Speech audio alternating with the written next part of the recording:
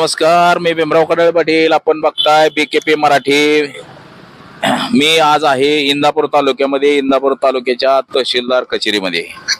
आज नवीन दिवस, नवीन विषय, नवीन दिवसाची नवीन अशी सुरुवात. आपले नवनवीन व्हिडिओ असतात, आपण सगळेजण आवडीनं पाहत असतात. तर आजचा सुद्धा नवीन अशी आणि विशेष असा व्हिडिओ घेऊन आलेलो आहे. म्हणजे हे कुटुंब आहे, आज सगळं कुटुंब रस्त्यावरती आहे आणि उपोषणाला बसलेलं आहे. तर हे कुटुंब का उपोषणाला बसलेलं आहे, का त्यांच्यावरती काय अन्याय झालाय, त्यांचं काय झालंय नेमकं, आज हे छोटे उपोषणकर्ते सुद्धा आहेत. म्हणजे मुलगी सुद्धा उपोषणाला बसलेली आहे आणि आजपासून उपोषणाला बसले 10 ऑगस्ट 2026. आणि विशेषतः करून हे एक स्वातंत्र्य सैनिक, म्हणजे इथं त्यांनी लावलेलं आहे स्वातंत्र्य सेनानी, त्यांचे नातवंड इथे हे उपोषणाला बसलेले आहेत. तर त्यांच्यावरती त्यांचं म्हणणं आहे की पोलीस प्रशासनाकडनं त्यांच्यावरती अन्याय झालेला आहे. तर नेमका काय अन्याय झाला आणि कशा पद्धतीनं काय घडलेलं आहे, तर याच विषयाची आज आपण चर्चा करणार आहोत.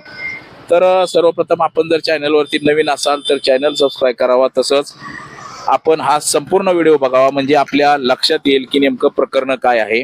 BKP मराठीमध्ये आपलं स्वागत आहे तिघांचं बी तुमचं. तर कधी आजपासून तुम्ही उपोषणाला बसलेले आहे, तर नेमका विषय काय मला सुरुवातीपासून सांगा. की गुटख्याची केस इथं लिहिलेलं आम्हाला दिसतंय, गुटखा प्रकरण आहे. तर नेमका काय प्रकार आहे तो सांगा सुरुवात. मी आपलं नाव सांगा. इंदापूर, राहणार व्यंकटेश नगर, शकील इनातुल्ला काजी. माझ्या गोडाऊन मध्ये ते सांगा अगोदर. माझा आजोबा सातून सैनिक आहे. नाव सांगा त्याचं. अब्दुल आमिर काजी. ते जुने एकदम, म्हणजे 88च्या आसपासचे आहे एकदम, म्हणजे त्याच्या अगोदरच आहे. तर उपोषणाला का बसला इथं? माझं गोडवान आहे, गॅरेज बंद पडलेलं. माझं जप्तीचं आदेश आहे, शील आहे बँकेचं. तिथं माझे ही बँक आहे, बँकेनं कधी सील केलंय ते संपूर्ण सांगायचं. इंदापूर अर्बन बँक 2018ला माझं ते कुलपाला सील केलं आणि जप्ती बी केलं त्यांनी. जप्ती आदेश आहे गोडवान. आणि माझं जिथे गोडवानचं समोरचं शेड आहे मोकळं, तर तिथं मी त्यांना, माझे नातेवाईक असल्यामुळं माणुशीच्या नात्याने त्यांना मी गाड्या पार्किंग साठी जागा दिली. म्हणजे थांबवा असं विचारल्यानंतर थांबवा असं सांगितलं होतं. हा, तर त्यांनी मला विश्वासघात करून त्यांनी कुलूप तोडून बँकेच्या सीलचं, तर त्यात गुटखा ठेवला त्यांनी. आणि गुटखा ठेवल्यावर मला नंतर मला इथं लोखंडे पोलीस आलं तर मला न्यायला घरी. तिथे गेलो, मी ते साहेबांना सांगितलं की माझं कुलूप तोडून त्यांनी गुटखा ठेवलंय. त्या साहेबाच्या लक्षात आलं ही कुलूप तोडून ठेवले म्हणून. तर मला म्हणले तुझं काय नाही, तू आम्हाला मदत कर, तुझं काय हे नाही. मला साहेब म्हणलं माझं बँकेचं, माझं हायकोर्टात केस चालू आहे, उद्या माझी तारीख आहे. म्हणलं मला जायची गरज आहे म्हणलं मला. तर माझ्यावर काय गुन्हा काय खोटा काय दाखल करणार तुम्ही? नाही तुझं काही विशेष नाही. जेव्हा ते गोडाऊन पशी हिशोब चालला तर दुपारपासून 1:30-2च्या दरम्यान, तर 95 लाख वर काय तर आकडा अजून मला अंदाजी तुम्हाला 95 लाख सांगतोय. तर ती जेव्हा हिशोब केलं तिथं 6:30, पावणे 7, 6:30 वाजेपर्यंत. पण इथं पोलीस स्टेशनला आल्यावर मला म्हणले तू सही करून जायचंय म्हणलं. मला आता मला सही करून जायचं, मला तिथं थांबून ठेवलं रूम मध्ये. पण तिथे रूम मध्ये ठेवलं थांबून. आता सोडत्याल एक महिला आली अधिकारी, त्यांच्या हातात पिशवी होती काळी, त्यातले 500चे 2 बंडल काढले, त्या साहेबाच्या हातात दिलं. आणि तिथून पुढं माझ्या 10-15 मिनिटांनी माझ्यावर गुन्हा दाखल केला त्यांनी. मग तिथून पुढं लेंडवे साहेबाकडे तपास आला. पण लेंडवे साहेबांनी बघायला पाहिलं होतं शकील काजीवर गुन्हे किती आहेत पहिले, शकील काजीचा धंदा आहे का ही ऍक्च्युली, ती एक तर बँकेची जप्ती आहे, सील आहे. त्यांनी काही चौकशी केली नाही, डायरेक्ट त्यांनी गुन्हा दाखल माझ्यावर केला. FIR वर पैसे घेऊन खोटा गुन्हा दाखल केला. खोटा गुन्हा दाखल केला माझ्यावर त्यांनी. आता हे सगळं कुटुंब घेऊन उपोषणाला का बसले? की मला न्याय भेटावं. ह्यांची जी नावं टाकली या बोर्डवर, त्यांची सगळ्यांची कॉल रेकॉर्डिंग ही शीट मला ह्यांचं भेटावं आणि ह्यांच्यावर गुन्हा दाखल व्हावं. आणि जी कुलूप तोडले ती कुलूप तोडलं, त्यांच्यावर दरोडीची केस लागाव आणि 420 गुन्हा दाखल हो, ही माझी प्रमुख मागणी आहे उपोषणाला हा बसते. उपोषण काय तुम्ही काय सांगाल, तुम्हाला काय ह्याच्यात माहिती आहे? तुला माहिती आहे का काय काय? माझे पप्पा 52 दिवस आत होते, हा. तेव्हा माझे पप्पा मला डब्बा घेऊन यायचे, पण मी आता आत गेले पोलीस स्टेशन मध्ये. 52 दिवस आत होते पप्पा, तेव्हा मग डब्बा येत नव्हता, पप्पा घेऊन येत होते, तेव्हा उपाशीच बसायची मी. उपाशी राहायची शाळेला 52 दिवस, शाळेत गेल्यावरती उपाशी राहायची घरनं जेवून जाऊन. हा, पप्पाला कशामध्ये आतमध्ये टाकले होतं केस मध्ये, तुला आहे का माहिती काय? खोटा आरोप लावलेला. पप्पावरती हा आणि त्या केस मध्ये आतमध्ये बसवलं होतं. हा बरं ठीक. तर दुसरं असं की आता पोलीस प्रशासनाचं सुद्धा म्हणणं ह्याच्यामध्ये काय असणार आहे. पोलिसांचं म्हणणं आहे साहजिकच की बाबा हे जे गोडवान आहे हे गोडवान शकीलचं म्हणजे तुमचं आहे, हा बरोबर आणि त्या गोडवानामध्ये गुटखा सापडलाय. पोलिसांचं हे सुद्धा म्हणणं आहे. म्हणणं आहे ना. मग पोलिसांचं म्हणणं आहे की ज्या गोडवानाचा मालक आहे त्याच्यावरती आम्ही गुन्हा दाखल केलाय असं त्यांचं मत आहे. त्यांनी चौकशी करायला पाहिजे होती, माल कोणाचा आहे. माल नक्की- कोणाचं आहे, काय नाव त्यांची, त्यात त्यांचे नाव आहे, पहिला आहे हे लिहिलेली नाव हा काय लिहिलंय? सोहेल शेख, हा वसीम शेख, वसीम नजीर शेख, खान सुलतान शब्बीर शेख, हा आवेज असलम शेख, हा अरे आरिफ शमसुद्दीन काजी, मायनगर अकलूज पसले, हा हे आणि सगळे- फरसान गांधी. हा ही सगळ्यांचा गुटखा होता ती. की परत मला नंतर ह्यांनी सगळ्यांनी गुटखा मिळून ठेवला होता, आणि परत ती तिथं 95 लाखाचा गुटखा, इथं दाखवलं एफआर मध्ये 35 लाखाचा. म्हणजे 60 लाखाचा गुटखा कुठे गेला ही चौकशीमध्ये लक्षात येईल म्हणजे पोलिसांनी जो गुटखा जप्त केला 95 लाखाचा, कागदपत्रे दाखवला 35 लाख, 35 लाखाचा. हा आणि त्याच्यामध्ये 35 लाखाचा गुटखा तुमच्याकडे सापडलाय असं पोलिसांनी दाखवलं. दाखवले. हा राहिला कुठे आता तुम्ही? मी इथे व्यंकटेश नगरला. बरं, व्यंकटेश नगरला घर कसं आहे आपलं तिथं? घर तर माझं एकदम पूर्ण साधं आहे, पत्र्याचं घर आहे माझं. ते घर बघितलं तर म्हणजे वाटणार बी नाही, म्हणजे एवढं मोठं मी माझी परिस्थिती बी नाही ठेवायची. तरी त्यांनी माझ्यावर निष्कारण गुन्हा दाखल केलाय, खोटा गुन्हा दाखल केलाय त्यांनी. तर ही जे सगळी सिस्टीम आहे ना, ही वसीम नजीर शेख चालवते सगळी. माझ्याकडे काय रेकॉर्डिंग आहे त्यांची, काय ती मी कोर्टात मी ही करणार आहे ती रेकॉर्डिंग. हायकोर्टात मी माझी चालले, तिथं मला न्याय नाही भेटलं तर मी परत माझ्या पद्धतीने मी करणार. पण ह्याला मी म्हणजे मी गा बसणार नाही. म्हणजे एकंदरीत असं प्रकरण आहे की गोडवान तुमचं आहे, तुम्ही त्यांना थांबायला म्हटले बाबा ठीक आहे थांबत जावा इथं, मग त्यांनी गोडवान तोडलं, गोडवानाचं शिल गाड्या लावासाठी मी पार्किंग साठी त्यांना जागा दिली. म्हणलं होतं थांबा. म्हणलं तर म्हणजे त्याचं जागा काय अग्रीमेंट वगैरे केलं का? काय नाही, अशी मोकळी जागा आपल्या समोरची जागा आपण म्हणतो लाव बाबा, आहे आपल्या गावातला आहे, पाहुण्या नाता आहे, त्यामुळे आपण त्यांना माणुशीच्या नात्याने दिले. तर त्यांनी मला माझ्याशी धोका पाना केला, म्हणजे फसवलं मला त्यांनी. म्हणजे त्यांनी माझा आरसट बघितला, मी तिथं 4-4, 5-5 महिने जात नाही अजिबात. बँकेनं सील केल्यामुळे हा सील केल्यामुळे जात नाही तिथं. माझं एक तर माझे मुंबईची हायकोर्टात बँकेची केस असल्यामुळे माझे हेल्पाट सारखं चालू आहे, त्यामुळे मी तिकडे जात नाही. माझ्याकडे 2 व्हीलर बी नाही तिकडे जायला. तर त्यांनी माझं आरसट बघितलं, शकील का इकडे येत नाही आपण. त्यांनी बरोबर माझा आरसट बघून त्यांनी कुलूप तोडून तिथं गुटखा ठेवला. गुटखा ठेवला तर ठेवला, तर पोलिसांना बी सगळ्यांना माहिती आहे साहेब लोकांना ही शकील काजीचा गुटखा नाही. तरी बी त्यांनी काय केलं, माझ्यावर खोटा गुन्हा दाखल केला. म्हणजे हे जे तुम्ही जे नावं घेताय ही कायमस्वरूपी यांचा गुटख्याचा धंदा आहे का? ह्यांच्यावर पहिले गुटख्याची केसेस आहे ह्यांच्यावर. गंभीर मारहाण ही जो गुन्हा आहे त्यांच्यावर 307चा. ही म्हणजे गुंड आहे ती. गुटख्या बाबतीत काय गुन्हे आहेत का ह्यांच्यावरती? आहे ना, गुटखा जे आहे, मारहाणीचे, गंभीर मारहाण, जीव घेण्याचा त्यांचा प्रयत्न, ती बी गुन्हा आहे. 2 वर्षी येरवडा जेलमध्ये जाऊन आलेले आहेत ती. हे प्रकरण कसं मिटलं आता पोलिसांचं? मग आरोपी सोडले आणि म्हणजे आरोपी सोडून संन्याशाला फाशी द्यायचं का पोलिसांनी केलं? चोर सोडून चोर सोडून संन्यासला फाशी दिली ती पेपरला बी आले, हा. कुठल्या पेपरला आलं? पुढारीला आले, लोकमतला आले, हा, सकाळला आले. हा. म्हणजे त्यांना आपण काय सांगितलं त्यांना माहिती असतं सगळं कोणाचं काय. त्यांनी पेपरला दिलं, तुम्हाला दाखवू का पेपरला, हाय माझ्या मोबाईल मध्ये. तू काय सांगशील अजून?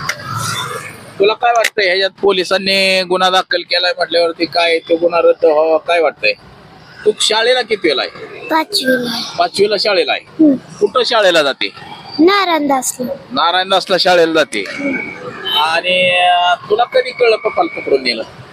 रात्री 12 वाजता समज. 12 वाजता पोलिसांनी पकडून नेलं. हा मग तू काय रडली का पप्पाला पकडून नेलं? हा. रडली का? गावती का बातमी ते? आहे का नाही? बरं, दुसरं एक असं ह्याच्यामध्ये म्हटलंय की आपण तक्रार कोणाकोणाकडे केली आहे आतापर्यंत? मी सगळीकडे केली, SP साहेबाला याला? सगळं टोटल कोल्हापूरला बी केली मी. हा.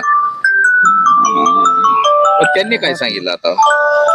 एक मिनिट बरं, राहू दे, गावात नाहीत बातम्या तर सगळ्या वर्तमानपत्राला बातम्या आलेल्या आहेत. आलेले आहेत. हा, SP साहेबांनी काय सांगितलं त्यात?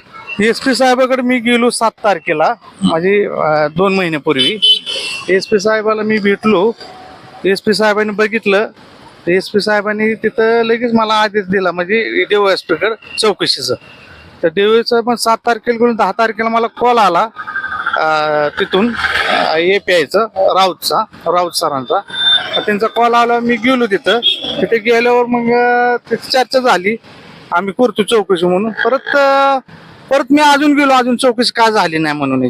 मग कदम साहेबांना भेटलो, DOSP कदम साहेबांना भेटलो. कदम साहेबांनी नाळे साहेबांना फोन लावलं, तर तिथं जावा म्हणले. ही जी 5 नावं आहेत माझी एक्स्ट्रा राहिलेली ती गुन्हेगार आहेत ती नाव लावून घेतील, तिथं जावा. पण मी गेलतो त्यांच्याकडे, नाळे साहेबाकडे मी गेलतो आता 2-3 दिवसापूर्वी. ती सहकार्य करतो म्हणले नाळे साहेब. आता इथून पुढे आता मला कसं आहे, माझी जी मागणी ती पूर्ण झाली, मी तिथून माझं आंदोलन मी हे करणार. मागणी काय आहे नेमकी? ही जी 5 जण आहेत ह्यांच्यावर गुन्हे दाखल हो, आणि माझ्यावर जे गुन्हा आलेला आहे ती रद्द करण्यात यावं. पोलिसांनी म्हणजे काय आकसापोटी कारवाई केली का असं वाटतंय का? काय जुनं काय प्रकरण आहे का, काय केस बेस? माझ्यावर एकही गुन्हा नाही, NCB दाखल नाही माझ्यावर कुठलाही गुन्हा नाही. आमच्या घरात कुणाचा गुन्हा दाखल नाही. मी कुठल्या याच्या भांगडीत नसतो. मी गुन्हेगार माणूस म्हणजे परिस्थिती नाही. माझी कुठेही गावात चौकशी केली, म्हणजे बारक्या पोरापासून तर म्हाताऱ्या माणसाकडनं विचारलं नाही माणूस धंदा करतो का, तर तिचं उत्तर येणार बाबा ही माणूस तसल्या ह्याच्यात नसतो.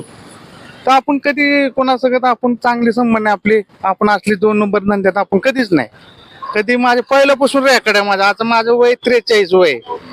एकतर मी आधीच अडचणीत होतो. हिने माझा म्हणजे जी बँकेची जी अडचण आहे माझी, ती अडचण बघून त्यांनी, माझा अडचण बघून त्यांनी ही माझ्यावर गुन्हा दाखल केला. त्यांना वाटलं ही काय करणार, मला हलक्यात घेतले यांनी. यांना काय वाटलं ही काय करणार नाही. पण आपण न्याय घेणार ना. आपण माझ्या आजोबा सातून सैनिक आहेत, याच्यासाठी केले. त्याच्या नातूवर एवढं म्हणजे अन्याय होत असेल तर काय.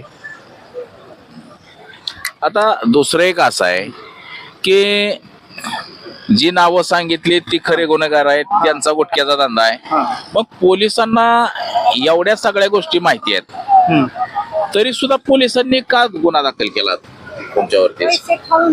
त्यांनी म्हणजे उघड आहे ना, पैसे खाऊन त्यांनी गुन्हा दाखल केला. जी दुसरा आरोप होता सोहेल शेख आणि ती प्रसन गांधी तर काय तिकडे बारामतीला अंतोनीला राहतात. सोहेल शेख उघड 2 महिने फिरत होता 60 दिवस. तरी त्याला इथं इंदापुरात, तरी त्या लेंडवे साहेबांनी त्याला अटक केली नाही. ह्याचं कारण काय? पैसे खाल्ले ना त्याने. पैसे खाल्ल्यामुळे त्याला अटक केली नाही.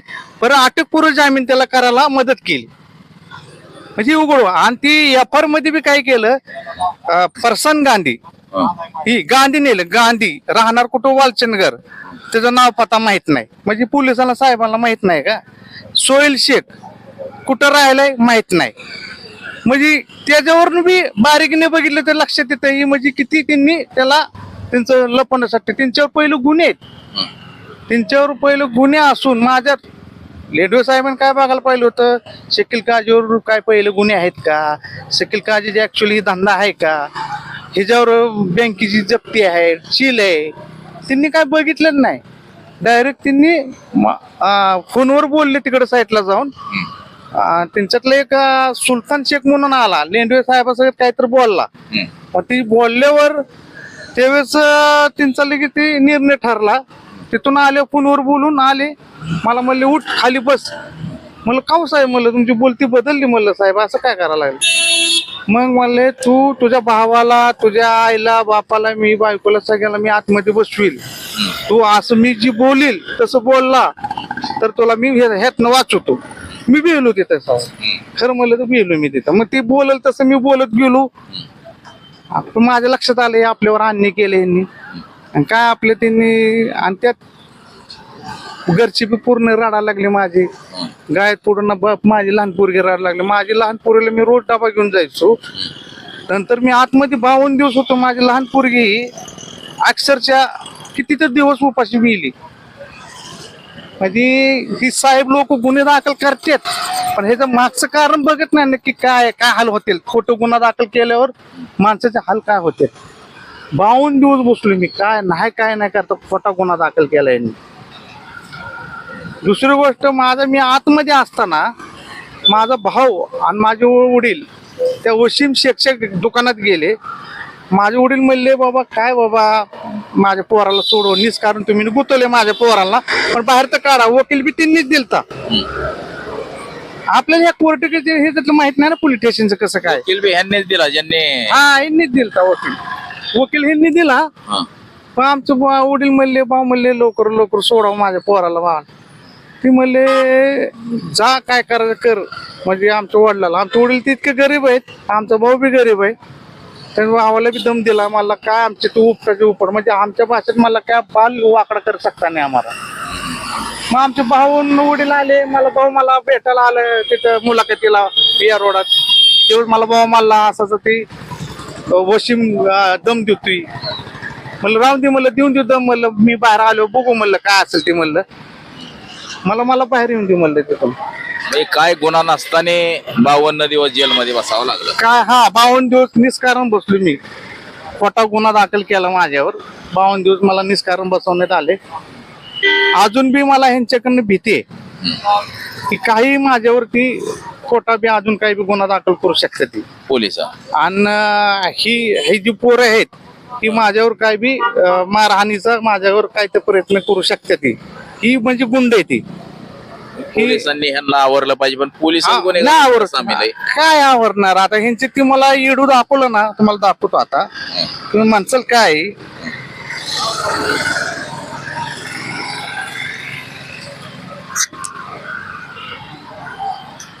पोलिसानं खोटा गुन्हा दाखल केला आणि गुन्हेगारांच्या सांगण्यावर काय व्हिडिओ मध्ये काय येत आहे तुम्हाला दाखवतो. युट्यूब मध्ये आहे. म्हणजे बरेच पुरावे ह्या सगळ्या लोकांचे आहेत तुमचे. आहे माझ्याकडे आहे. मी आता ती मला आता न्याय भेटलं तर ठीक.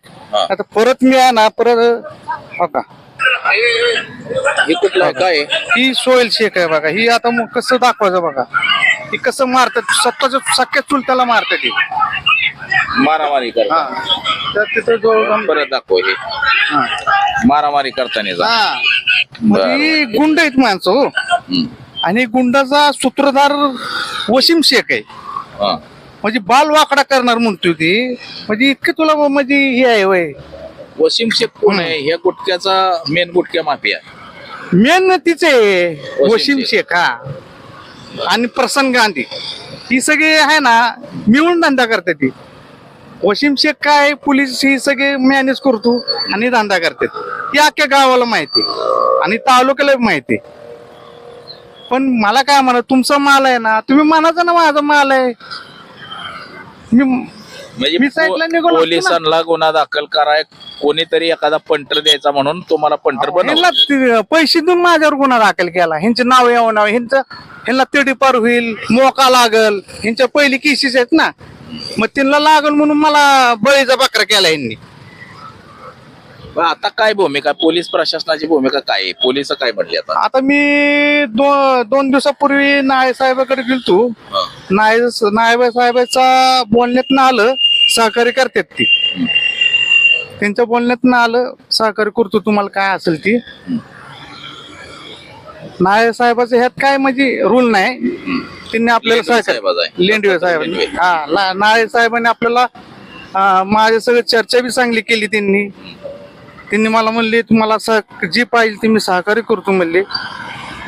आणि एवढं बोलणं झालं माझ्या त्यांच्या सगळं. पण मला इथं बसणं गरजेचं आहे माझ्यावर अन्याय झाल्यामुळे. त्या बाकीच्यांना बी उठवलं पाहिजे. हा, ही बाकीच्या ह्यांचं नाव लागून ह्यांच्यावर गुन्हे दाखल व्हावं आणि माझा जी गुन्हा दाखल चार्जशीट मध्ये आहे ती रद्द करण्यात यावी. तर आपण आता ज्यांच्याबरोबर चर्चा केली ते शकीलभाई काजी, ते स्वातंत्र्य सेनानीचे नातू आहेत आणि त्यांच्यावरती कसा पोलीस प्रशासनाकडनं आणि गुन्हेगारांकडनं एकत्र येऊन अन्याय झाला त्याची त्यांनी कहाणी आपल्याला सांगितली. म्हणजे अशी प्रकरणं महाराष्ट्रात हे एकच नाही तर अनेक प्रकरणं अशी घडत असतात. काही जण त्याबाबत आवाज उठवत असतात तर काही जण आवाज उठवत नाहीत. जे उठवत नाहीत ते प्रकरणं दबून जातात. मात्र आवाज उठवल्यानंतर असे जे काय खोटे गुन्हे दाखल करणारे काय अधिकारी असतील किंवा खरे गुन्हेगार असतील म्हणजे त्यांच्यावरती चौकशी आणि ती कारवाई होणं गरजेचं आहे.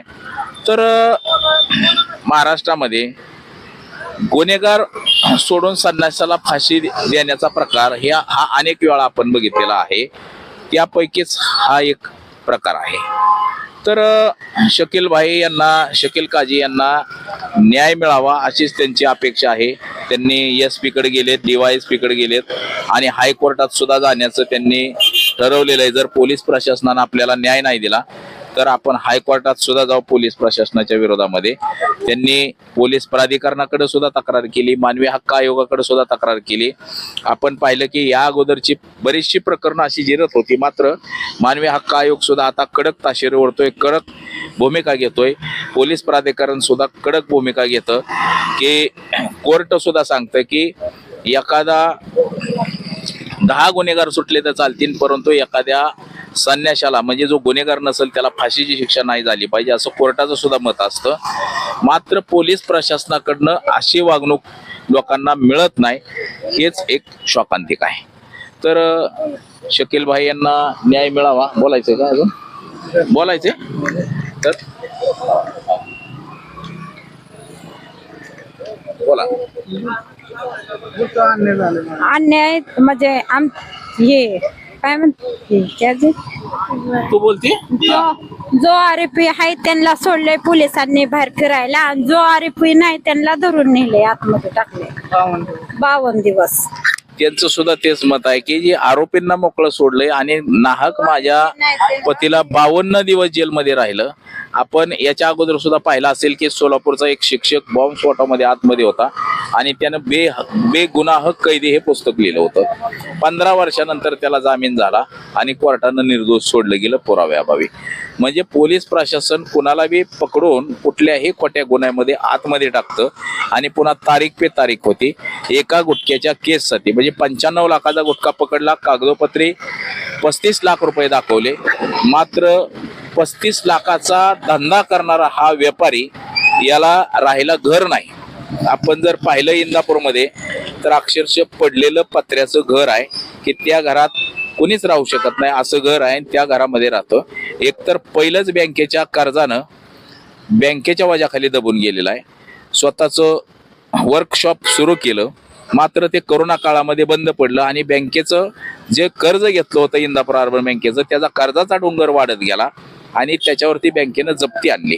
बँकेनं सील केलं तरी सुद्धा गुन्हेगारांनी ते सील तोडून गुटख्याचा धंदा सुरू केला आणि केवळ त्या शेडचा मालक आहे. मात्र तो गुन्हा बँकेवरती दाखल होणं गरजेचं होतं कारण की बँकेनं त्याला जप्ती केलं होतं त्या शेडला आणि शेड जप्त करून त्याला सील केलेलं होतं. त्याच्यामुळं बँकेच्या ताब्यातलं ते गोडवान आहे आणि बँकेवरती गुन्हा दाखल होणं गरजेचं होतं. मात्र नाहक बळीचा बकरा शकीलभाई सय्यद यांना बनवलं गेलेला आहे, शकीलभाई काजी यांना बनवलं गेलेलं आहे. म्हणजे जी प्रॉपर्टी बँकेकडे आहे, बँकेनं जप्त केलेली आहे, त्याला सील ठोकलेला आहे त्या प्रॉपर्टीला, आणि त्या प्रॉपर्टीमध्ये जर एखादी काय गुटखा सापडत असेल तर तो बँकेवरती गुन्हा न दाखल होता या एकदम बळीचा बकरा बनवायचा आहे म्हणून एखादा माणसाला बनवलं गेलं आणि त्याच्यावरती गुन्हा दाखल करून नाहक त्याला 52 दिवस जेलमध्ये ठेवण्यात आलं. तर याची सखोल चौकशी होऊन कारवाई व्हावी अशीच मागणी या सगळ्या कुटुंबाची आहे. कॅमेरामन अनिकेत मी भीमराव कडाळे पाटील, BKP मराठी, इंदापूर, पुणे.